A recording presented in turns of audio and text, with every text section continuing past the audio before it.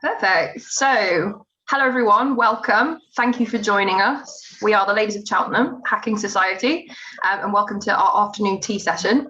We're going to be talking about cyber careers, and we're also joined from some other admins from the Ladies Hacking Society from around the UK. So we've got a real breadth of experience here. If you're looking to break into cyber, or you're looking to perhaps change careers and move into the industry, we're going to be sharing our stories, and please feel free to ask any questions.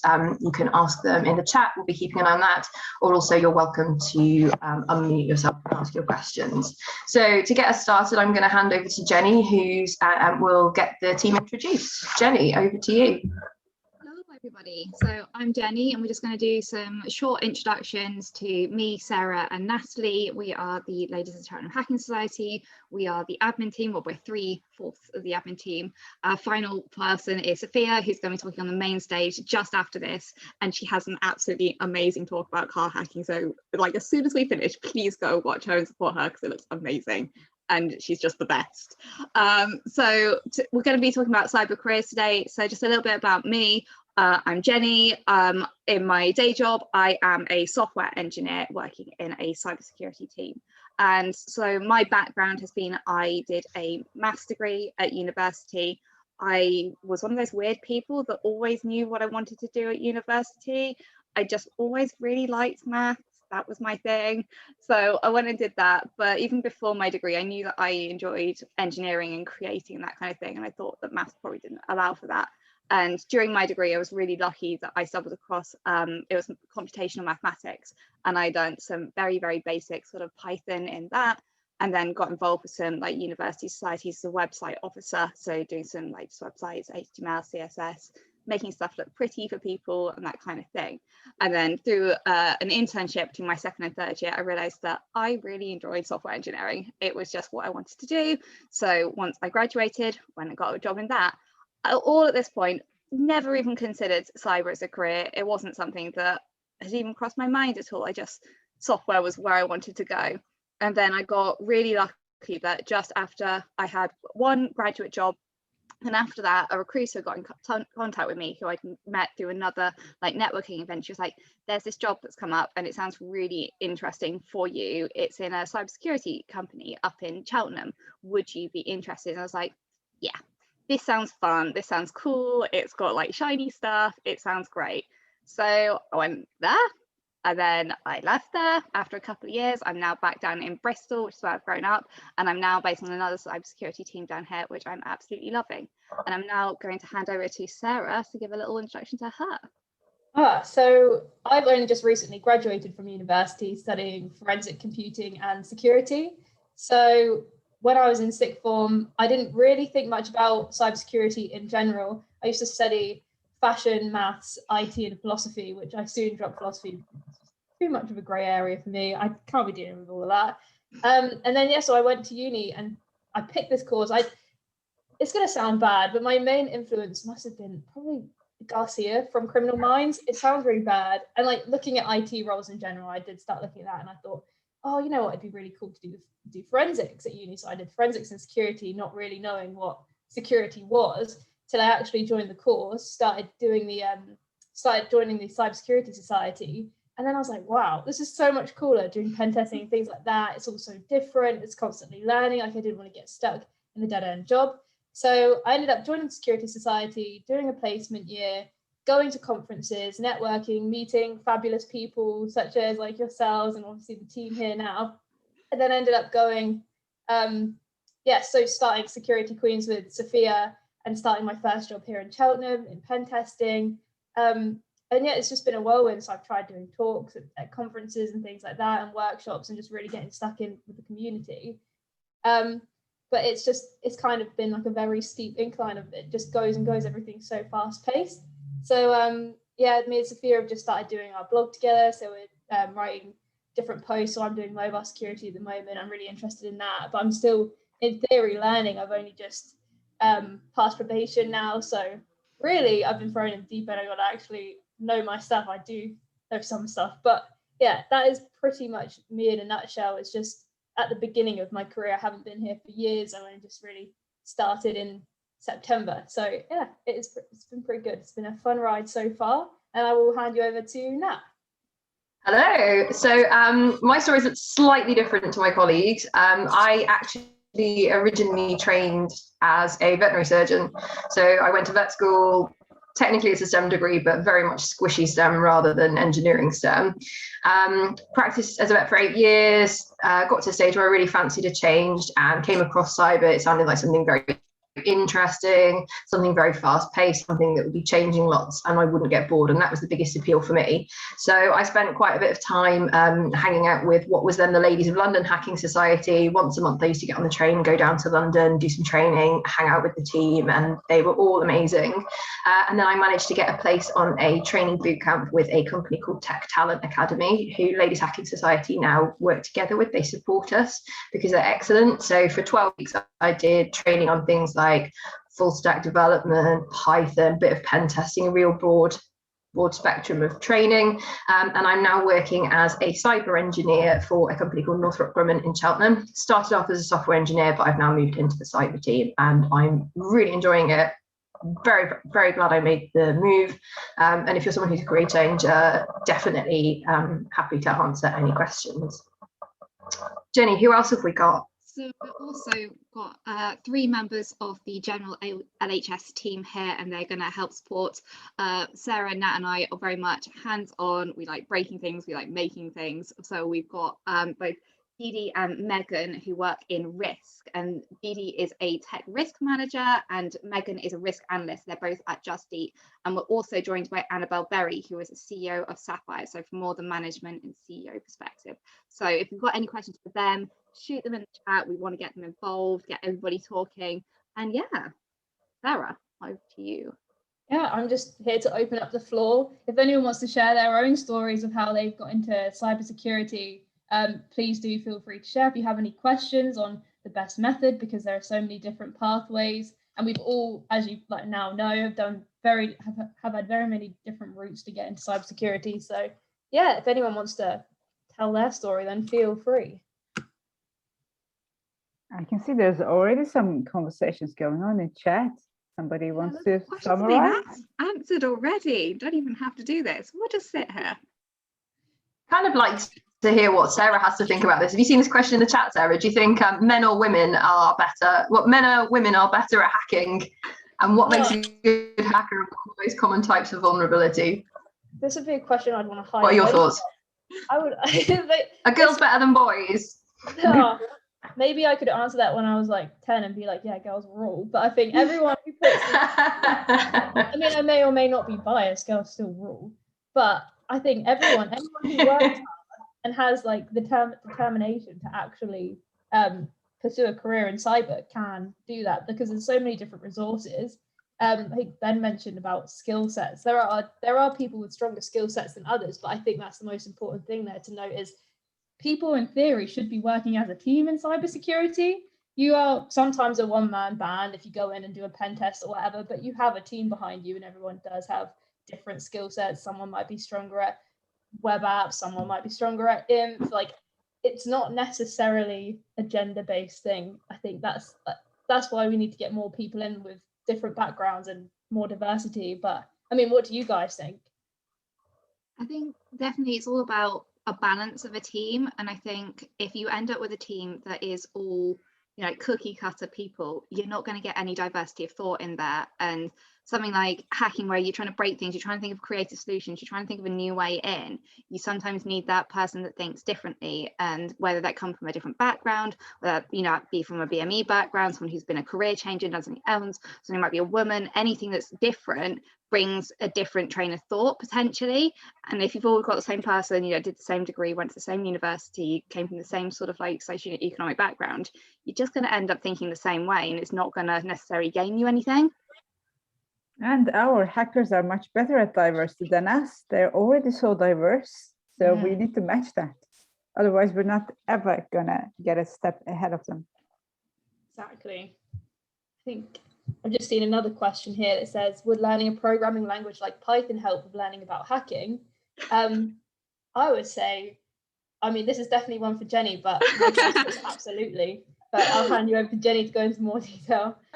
Python is great. Do Python. I think Python, particularly for, I mean, I don't do much hacking, except not my day job, but Python is great. Like, it's a really good language, I think, to pick up because it has all the structures of like a big programming language. Like, it can be object oriented and all the fancy words, but you can just write a little script and you can just like poke something away, and you don't have to make it look neat and tidy, particularly for something like hacking where you just want a little script, just get something done, automate it. It's perfect. Learn Python. Python's great.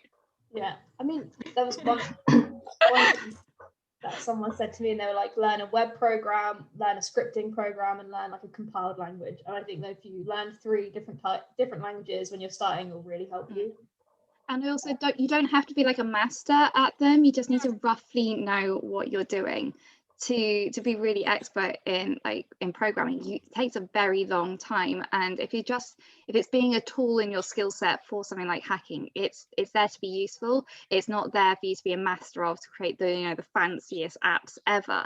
You just want to break stuff, and just getting stuff done is really useful. Yeah, I think it's really important to say, like, I'm with Jenny. It sounds like we're sponsored by Python. Maybe we should like contact them, see if they'll pay us some money. But I love Python, and I think everyone wants to dive straight in with sort of sexy red teaming stuff. But it's really important to understand how stuff works. And Python, if you're coming in as a newbie, it was the language that I found the most easy to get on with. It's very easy to start making friends with it, starting to build little applications from scratch. There's frameworks that you can use, so you can actually start building stuff, and by building stuff you can learn how to take it apart. So I think that's really important. And also, there's a lot more to careers in cyber than just red teaming. There's a huge amount of work out there. And also, I started out in software as well, so there's lots of stuff that needs to be built. So yeah, Python's a great starting point. I'd agree with Jenny, definitely, if you're new. Oh, let's have a little look in the chat and see what other questions we've got. A few up that says, what is important to us within an organisation to feel supported and encouraged within our career as a woman in hacking? So just open that up to the floor, like Sarah, Nat, any of our guests as well. What do you think? I think there's a really great question in there as well about helping to encourage that within organisations, and that's a real good starting point is job descriptions. It's really well-known stat that, and we're really bad at doing this in InfoSec, which is putting out job adverts with a whole list, like 50 different things that you need, that's almost impossible to fill. And it's a really well-known stat that most men will apply for jobs whether or not they tick all the boxes, and most women won't. So starting point is have a look at your job descriptions when you're trying to hire talent. And the other thing is to challenge your norms in terms of what looks like confidence, what looks like ability. We all have our own neuro-linguistic norms about what we see as a confident person, what sounds like a confident person. And there's a lot of bias that comes in when we actually get to the interviewing stages. So challenging that within your organizations and talking openly about that tends to attract a wider range of people applying for jobs, but also then actually people getting through to latter stages of interviews and things like that. So I think talking about these things openly within your organizations really help with that. And Ben, you said I'm up in Scotland. I've never met a female pen tester before in person. I have an office in Scotland, part of Sapphire, and we have female pen testers up in our teams.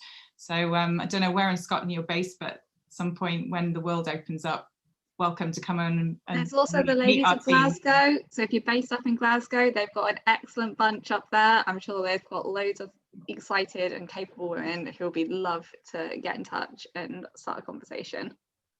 But I guess what were the other things? It was talking about how else you could feel supported within your career, within your organisation. So I don't know who else on the panel wants to answer that.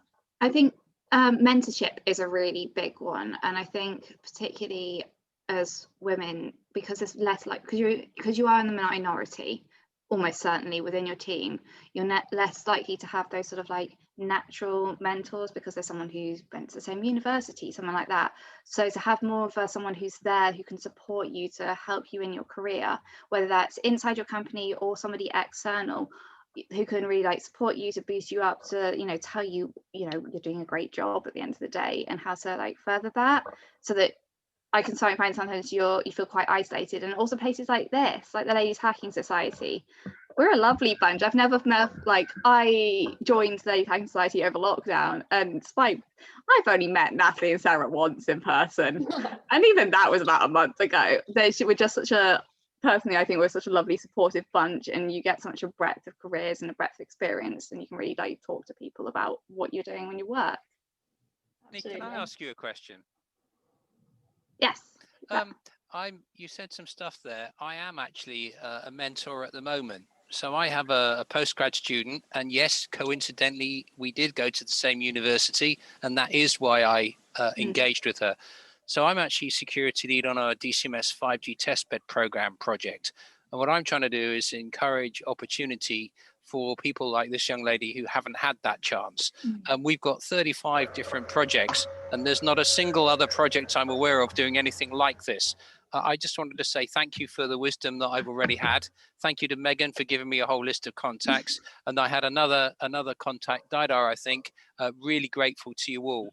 I can't do everything, but if I can help to point her in the right direction and perhaps plug her into your network, I think that adds real value. So I'm really grateful. Thanks to you all.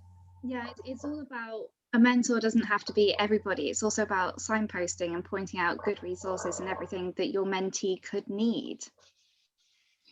Yeah, definitely. And anyone who's looking to kind of looking for that extra level of support. So LHS is an amazing Slack channel that we're all members of, and all of the time we have different feeds where people are asking questions about different things, throwing ideas about, asking for advice. And it's a really, really great place to be, because this LHS is founded on the ethos that there's no such thing as a stupid question. So there's no questions that people can't ask, that they're, that it's a really open, friendly forum. So we'd encourage anyone who wants to join, then feel free to contact us in terms of joining up on the Slack channel. It's a really great way of dipping a toe into the community and getting some help and support.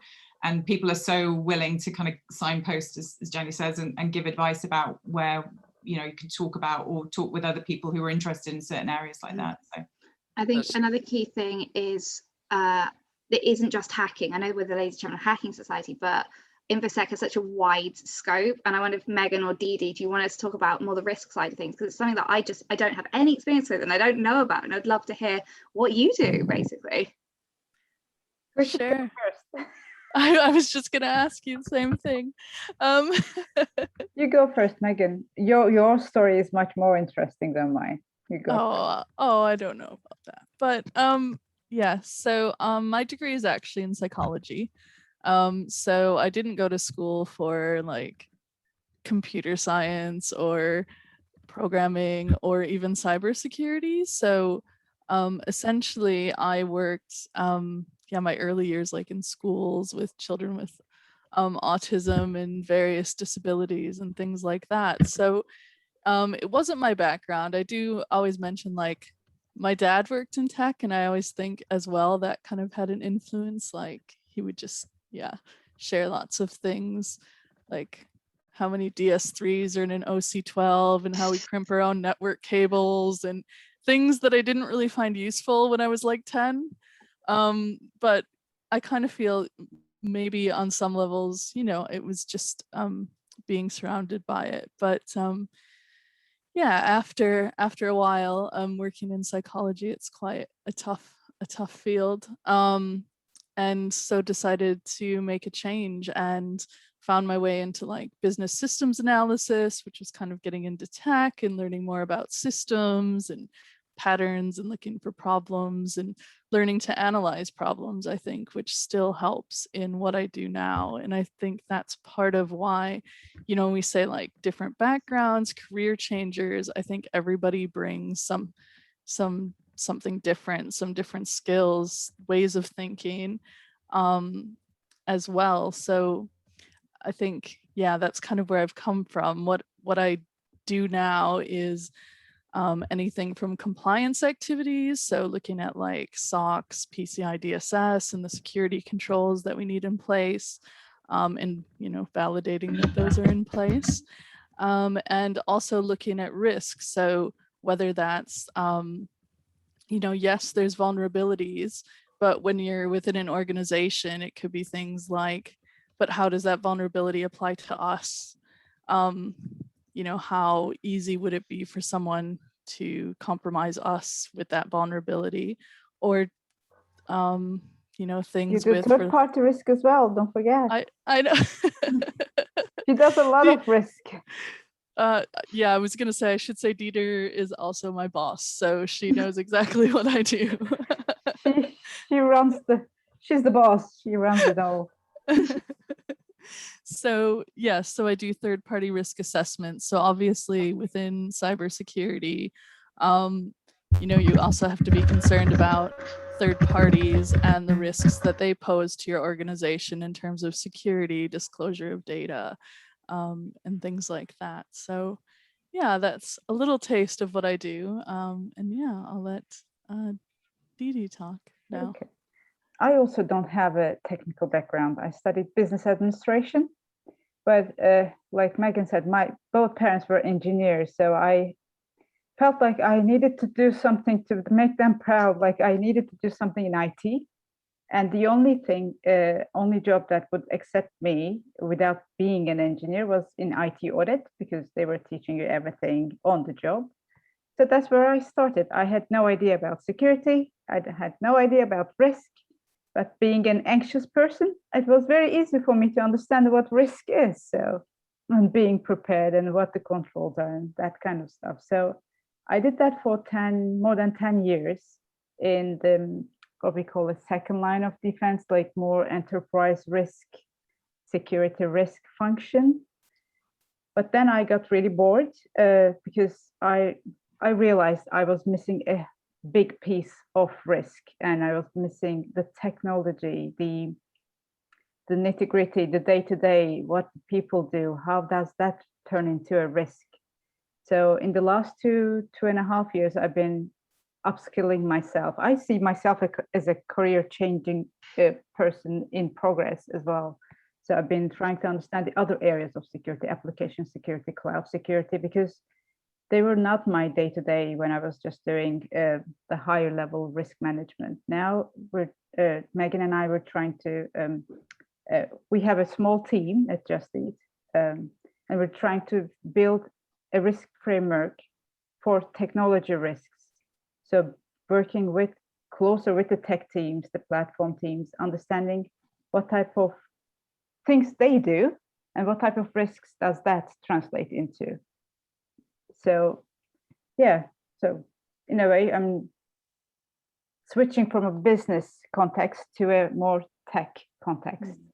And it is difficult. It's not easy because I do not have the technical skills. So that's how I found my way to Ladies Hacking Society as well, because there were people who were like me who wanted to learn more about the tech. And I've been learning a lot, all for free. It's just great.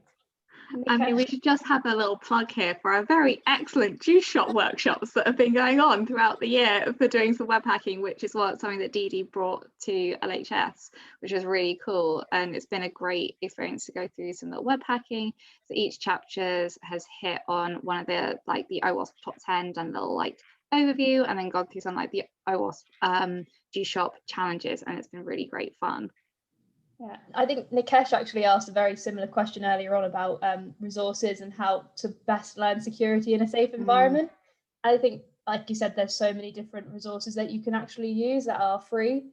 So just a few like Hack the Box, Try Hack Me, OWASP Juice Shop, like you said, with our workshop. We'll have to plug the YouTube video as well at this rate. Get all the plugs in.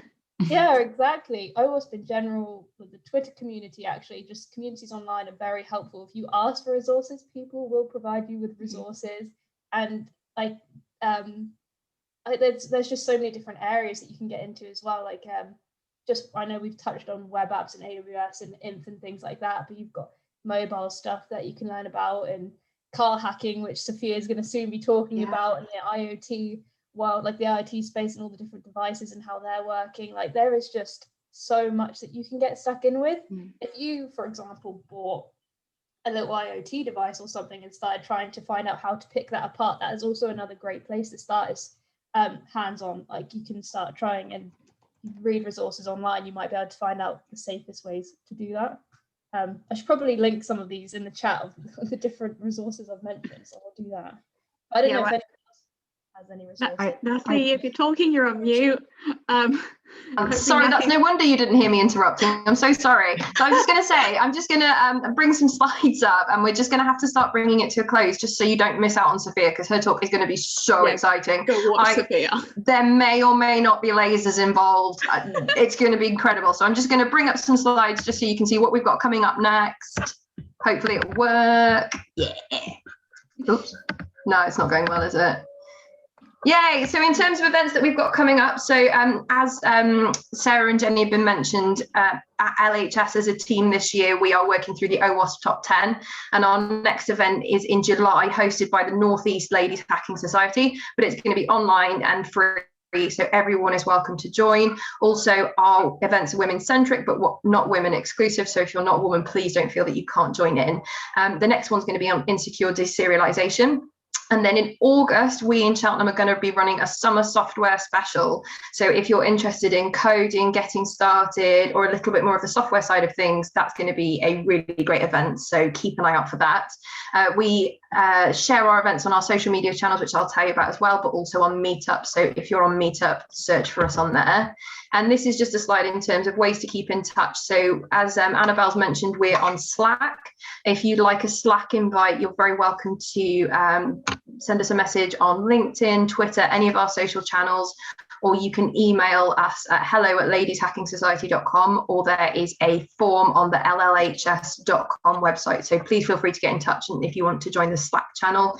We've also got a YouTube channel where this recording and other recordings of our training sessions that you might have missed, including the earlier OWASP sessions, are. So it's definitely worth checking that out.